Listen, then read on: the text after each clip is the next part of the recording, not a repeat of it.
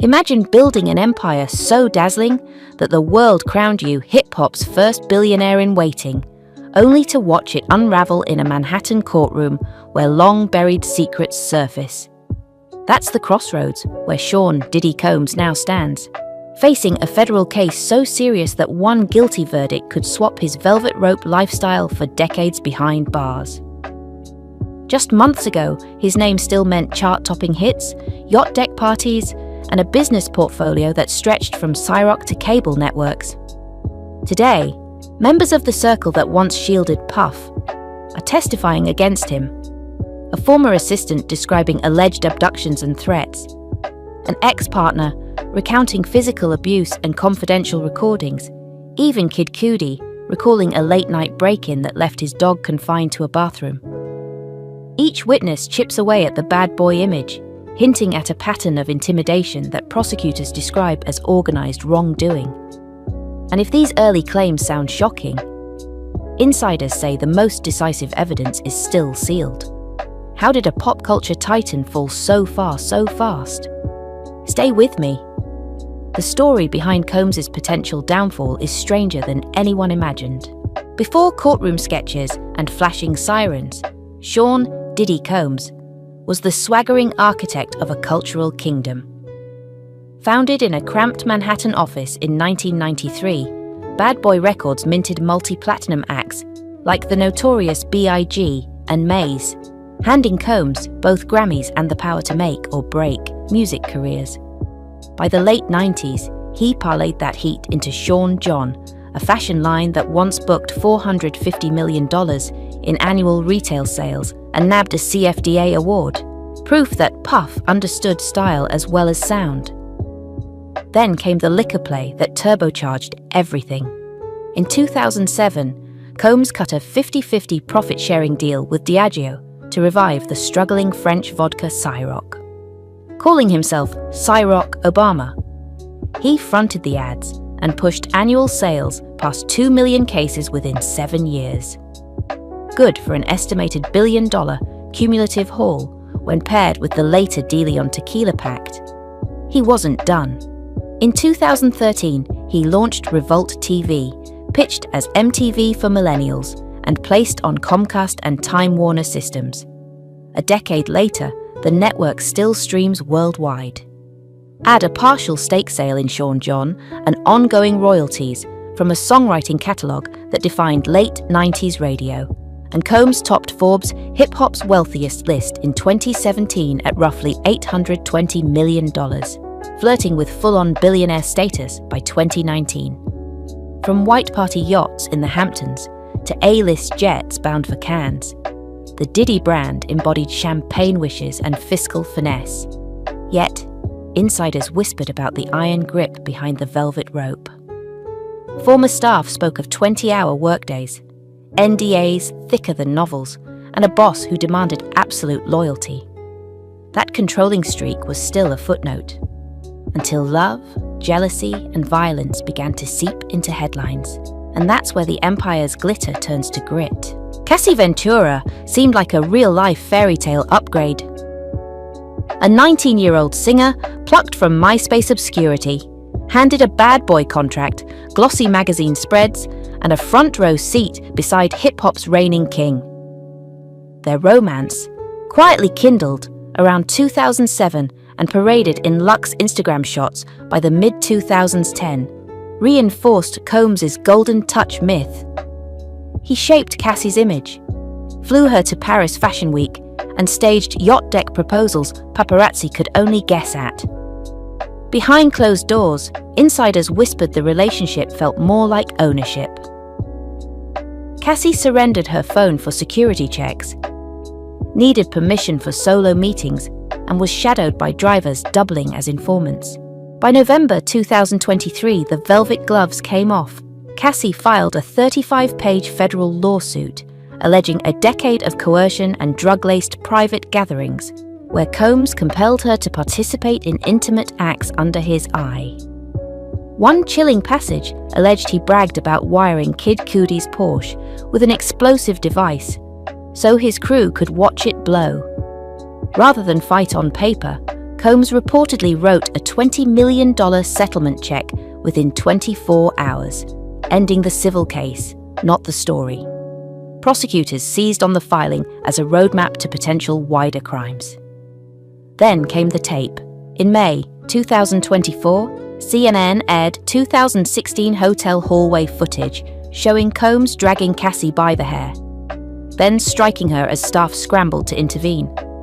The clip went viral in hours, shredding years of PR polish. Combs posted a 74-second apology, calling his actions inexcusable, yet insisting they were private matters. For investigators, it was hard evidence that violence existed beyond rumor. Cassie's mother soon testified she'd taken out a $20,000 home equity loan after Combs threatened to leak explicit footage of her daughter. Backup, prosecutors say, that blackmail sat beside battery in his playbook. For every diamond bracelet or jet set apology, a retaliatory threat waited to detonate if Cassie ever walked away for good. When Cassie finally left in late 2018, friends thought the storm had passed. Instead, she became the trial's star witness, detailing nights where Combs allegedly dosed her with pink aspirin, hired escorts, then paid everyone in cash before staff sanitized the suite. She testified he tracked her new relationship with Kid Cudi, first with jealous messages, then, allegedly, with a firebomb that left Cudi's Porsche a charred shell. Los Angeles investigators are revisiting that blaze. Cassie's saga turns the glamorous couple into a cautionary tale. Behind designer curtains lurked surveillance, coercion, and sudden violence. Her testimony split the image of brother love wide open for subpoenas. And the next witness would only deepen the cracks. Capricorn Clark thought she'd landed a dream gig, personal assistant to the most powerful man in hip-hop. Instead, she claims she found fear dressed as loyalty. The breaking point came in 2008, when loaned jewelry vanished after Combs's legendary 4th of July white party. Someone had to be blamed. Combs's gaze fixed on Clark. She says a bodyguard whisked her to Bad Boy's unfinished headquarters near Carnegie Hall, where a stranger hunched over a battered polygraph machine. "Prove you didn't steal or face the river," he warned. Clark endured 5 polygraph sessions across 5 nights, passing each time, yet the tests kept coming. The point wasn't truth, she realized, but submission. Work soon resumed at its punishing pace, but Clark now understood the real job description. Stay silent, stay useful, never question the king. She carried a hidden second phone to ping friends her location, in case I disappeared. That 5-day ordeal wasn't just punishment. It was a masterclass in control. Show the staff someone can vanish for nearly a week and the rest fall in line. Clark did, until an even darker mission arose. A pre-dawn ride to Kid Cudi's front door. Just after midnight on December 22nd, 2011, holiday lights still blinking across Manhattan. Clark heard furious pounding at her apartment door. Sean Combs stood outside, brandishing a firearm and demanding answers. Moments later, she was in an SUV, hastily dressing, while Combs vowed to handle the rapper dating Cassie Ventura. The convoy reached Kid Cudi's West Village townhouse before dawn. Clark stayed in the car, frantically messaging Ventura. "He's here with a weapon. Tell Cudi to stay safe." Cudi later testified he returned home to find the place ransacked, his dog locked away, Christmas gifts torn open. "Like someone wanted me to know they'd been there." 3 weeks later, Cudi's Porsche erupted in flames outside his New Jersey driveway. Fire crews blamed an incendiary device. No suspect was named. On the stand, Cudi said he instantly suspected Combs. Prosecutors haven't proven the link, but the timeline paints jealous rage that didn't cool after one break-in. Back at Combs's penthouse hours after the intrusion, Clark says he ordered her to fetch Cassie so they could convince Cudi not to involve police, adding a violent threat if they failed. Her reward for obeying, she testified, was watching Combs shove Cassie down a hallway until she curled into a fetal ball. Whether the car fire was bravado or blueprint, the episode cemented a pattern. Jealousy turning violent, employees drafted as accomplices, witnesses too terrified or too entangled to dial 911. And if Combs could risk a potential car fire over one romance, imagine what happened behind closed doors when the party drugs came out. When night fell on Diddy World, the velvet ropes didn't close. They slid behind hotel suite doors, stocked for what insiders called private gatherings. Cassie told jurors Combs kept illicit substances within arm's reach, then directed her to take part in intimate acts with hired companions while he watched and paid in cash. Singer Dawn Richard, once part of Diddy Dirty Money, backed that account and added raw fear. On the stand, she described seeing Combs shove and slap Cassie, then warn Richard she would disappear if she ever spoke. Richard said the gatherings were routine, scheduled around concerts like any other tour stop, with bodyguards confiscating phones so no footage escaped. Prosecutors reinforced these stories with seized items: zip-top bags of pink powder, stacks of hundreds, adult products, and dimmable mood lights recovered from a midtown hotel last fall. Props, they argue, for trafficking rather than consensual fun. Defense lawyers counter that all participants were adults who knew the vibe. But the government says the pattern, coercion, substances, hush money, speaks louder than NDAs. Then came the lawsuits. Revolt doesn't discuss. 2 civil filings from October 2024 accusing Combs of alleged misconduct involving minors. One during taping for Making the Band. His team calls the claims flat-out lies. Yet the cases now sit on the same docket as his federal racketeering indictment. Prosecutors haven't charged crimes involving minors, at least not yet, but they hint more witnesses are in protective custody. Collectively, the testimonies sketch a nightlife that veers from decadent to predatory, run by a mogul who could pivot from champagne flutes to chokeholds in a heartbeat. But the most chilling proof, investigators insist, isn't the stories. It's the hardware and hard drives they hauled out of his mansions last spring. Just after sunrise on March 25th, 2024, Homeland Security agents rolled an armored truck through the gates of Combs' $48 million Star Island mansion, while boats idled behind the sea wall. Inside, cameras captured a home resembling a live-in crime scene. In the primary bedroom closet, assorted unregistered firearms, scratched-off serial numbers, loaded magazines, and 3 cell phones stuffed in designer rain boots. Digital gold, prosecutors say, for mapping threats and payoffs. Next came the gathering inventory.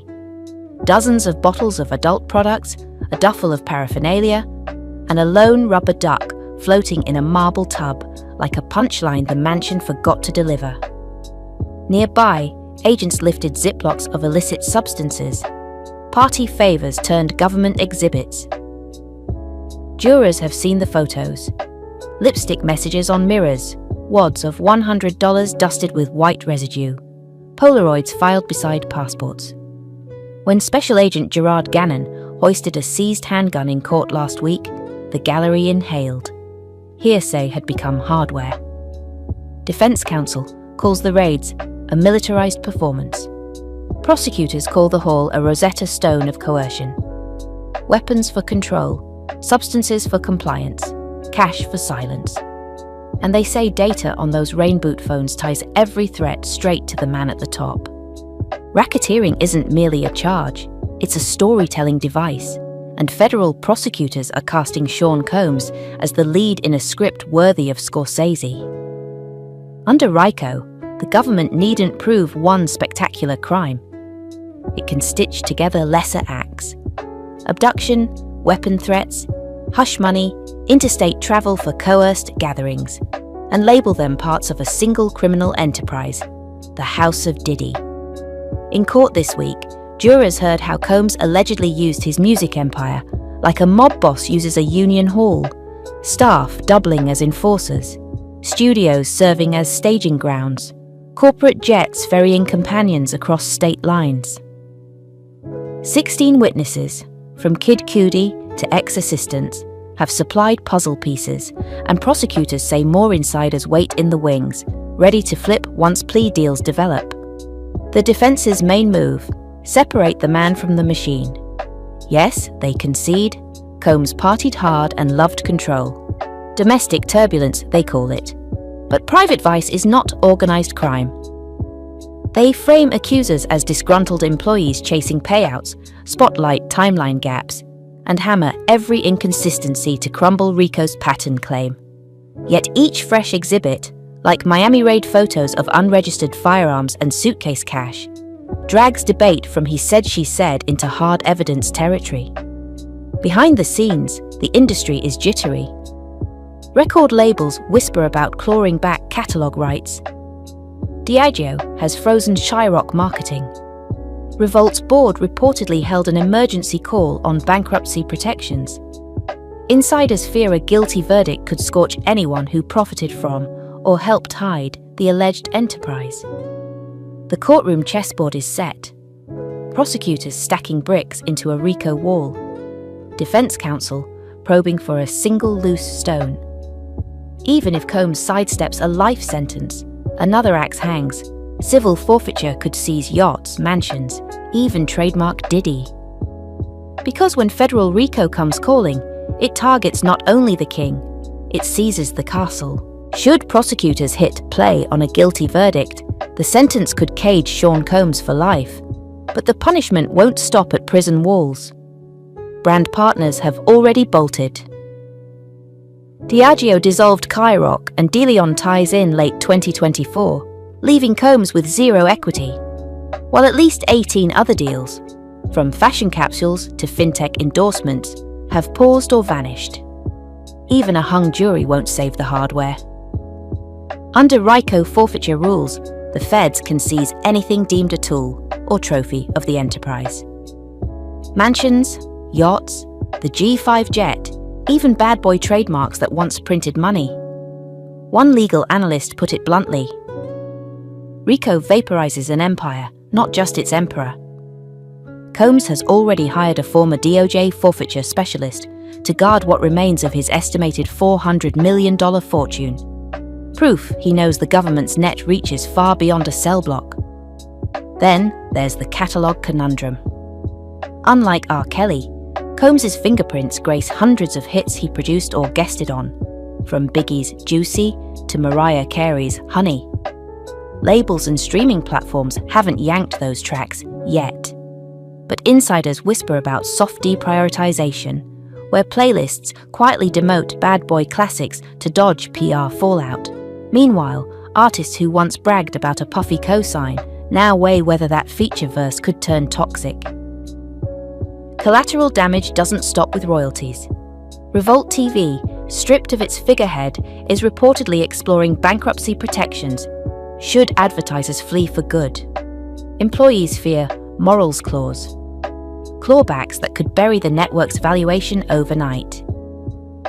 Other Combs ventures, clothing, cannabis, even a planned NFT marketplace, sit in limbo while shareholders study worst-case spreadsheets. Some longtime staff are apparently prepping civil actions to recoup unpaid bonuses if the empire collapses. So where does that leave the legacy of a man who once declared, "Can't nobody hold me down"? If the jury sides with witnesses, federal RICO could do what rival labels, East Coast-West Coast beefs, and market slumps never did: freeze the Combs brand mid-stride. Yet conviction can't erase the cultural footprint. Millions will still dance to Mo Money Mo problems at weddings, indifferent to footnotes in a federal docket. That tension between the art we celebrate and the architect we condemn may outlive any sentence. The jury will soon render its legal verdict. The cultural one gets decided every time we press play.